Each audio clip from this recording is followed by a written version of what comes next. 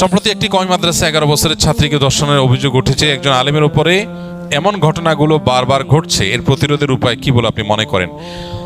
সর্বপ্রথম কথা হলো যে মাদ্রাসা হোক আর স্কুল হোক, আবাসিক প্রতিষ্ঠানগুলোতে যে সমস্ত অনাচার হয়, এই অনাচারগুলো বন্ধে আমাদের পদ্ধতিগত বেশ কিছু সংশোধনী আনা গুরুত্বপূর্ণ।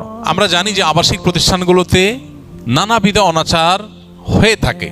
হয়তো অনাচার 10টা হলে শত শত শিক্ষার্থীর মধ্যে 10 জন, 5 জন, 2 জন, 1 জন হয়তো কোনো একটা ঘটনার শিকার হলেন, কিন্তু সেই একটা ঘটনাই আমাদের কাছে অনেক বড় হিসাবে আবির্ভূত হওয়া উচিত এবং সেটাকে অনেক বড় করে দেখা উচিত, বিশেষ করে সংশোধনের প্রয়োজনে। কিন্তু দুর্ভাগ্যজনক বাস্তবতা হলো বাংলাদেশে আলেম ওলামা, হুজুর এবং মাদ্রাসার বিশেষ করে যদি কোনো নেগেটিভ কোনো কিছু পাওয়া যায় তাহলে আর কোনো কথা নেই, ঠিক একই ধরনের বা এর চাইতে আরো ভয়াবহ কোনো বিষয় যদি অন্য ক্ষেত্রে ঘটে তাহলে সেক্ষেত্রে সেটা নিয়ে তেমন কোনো মাথা ব্যথা দেখা যায় না, বিশেষ করে এক শ্রেণীর মিডিয়ার। এটা তো সত্য যে সাদা কাপড়ে দাগ লাগলে সেটা নজরে পড়ে বেশি। একজন হুজুর, একজন আলেম, একজন মাদ্রাসা শিক্ষক, তার কাছে মানুষের এক্সপেকটেশন, চাহিদা, প্রত্যাশা অনেক বেশি থাকে।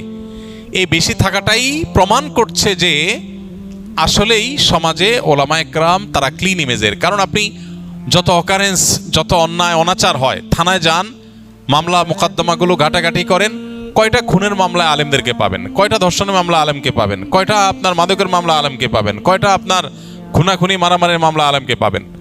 তুলনামূলকভাবে সমাজে তাদের সংখ্যার অনুপাতেও তারা আলহামদুলিল্লাহ ভালো। এই জন্য 500 টাকার নোট জাল হলে মানুষ আশ্চর্য হয়ে যায়, 10 টাকার নোট, 20 টাকার নোট কেউ জাল করেও না, তাই না? এই কারণে হুজুরদের বা মাদ্রাসার কোনো নেগেটিভ জিনিসটা একটা নজরে পড়ে বেশি। কিন্তু যেই ঘটনা পার্টিকুলার এখানে উল্লেখ করা হয়েছে, এই ঘটনার ব্যাপারে আমি যতটুকু লক্ষ্য করেছি সেটা হলো যে বিষয়টা এখনো পর্যন্ত পরিপূর্ণ ক্লিয়ার না যে আসলে কি ঘটেছে।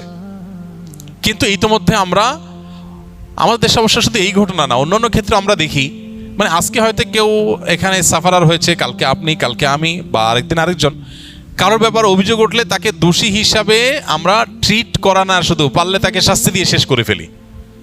এখানে যে আলেমের বিরুদ্ধে অভিযোগ উঠেছে, প্রথম কথা হলো যথাযথ তদন্তে যদি এরকম কিছু ঘটে থাকে, এটা যদি প্রমাণিত হয় সঠিক তদন্তে তাহকিকে, তাহলে আমি তো বলি, এবং অনেক ওলামা একরাম এটা বলেন যে এই ক্ষেত্রে শরিয়া আইন, আপনারা তো কোনো ক্ষেত্রে যারা আইনের প্রয়োগ ঘটান, যারা আইন প্রণয়ন করেন, কোনো ক্ষেত্রে তো আপনারা শরিয়া আইনের প্রয়োগ করতে চান না বা করেন না। মুসলমানদের দেশে হওয়া সত্ত্বেও আলেম ওলামারা কেউ অন্যায় করলে তিনি নিজে তো শরিয়া আইনে বিশ্বাসী, যদিও শরিয়া আইনে বিশ্বাসী না হলে কেউ মুসলমানই থাকার কথা না।